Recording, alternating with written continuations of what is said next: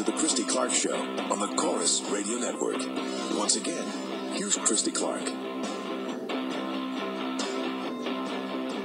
Blake Bromley is a charity lawyer and president of a group called the Benefic Group. They are a charity consulting firm that works worldwide. He's concerned about the massive expansion of gambling, in particular this proposal for a casino that would be 3 times as big as the existing casino downtown. What do you think? Hi, Steve. What do I think?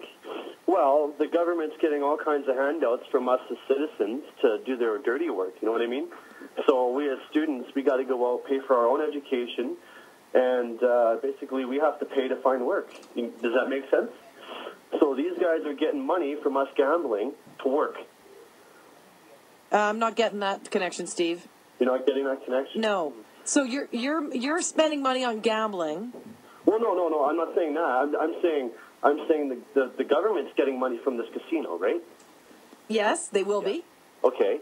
So the government's getting money basically for free, because all these guys are out there gambling, and it's going right to the government. Right. It's another source of revenue, like taxes, or right. Yeah, but is this money coming back to us anyway? Well, you know what?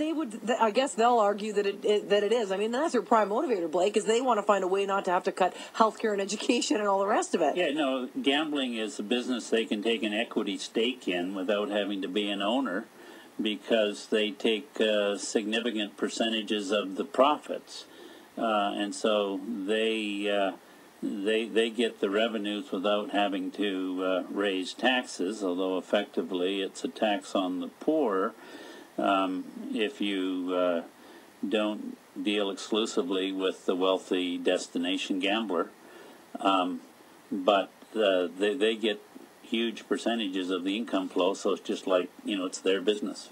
And it poses really serious questions when government gets into the big business, into businesses that are morally or ethically questionable, right, Blake? I mean, because when the government is regulating itself, you've got potentially a real conflict of interest. Well, it's more insidious than that, because the government doesn't have to take responsibility for any of the bad decisions, because it isn't a shareholder. So it's not like BC Hydro or something where it can, be held to an account in some way because it owns and runs the business.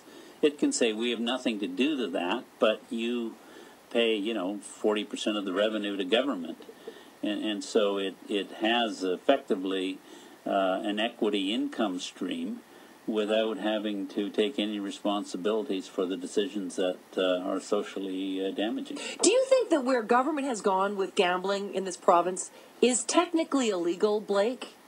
No, it's not technically illegal, because the criminal code says that the exception to the law against gambling is waived if the province authorizes it. So the irony is that we've given the addict the ability to make his addiction legal, but the incentive to go and addict a whole bunch of other people. Well, that's the fear, because if you don't have enough poor people in your neighborhood, you then import them from destination. But the whole point of destination gambling is we're going to bring these addicts in from somewhere else because we don't have enough of our own.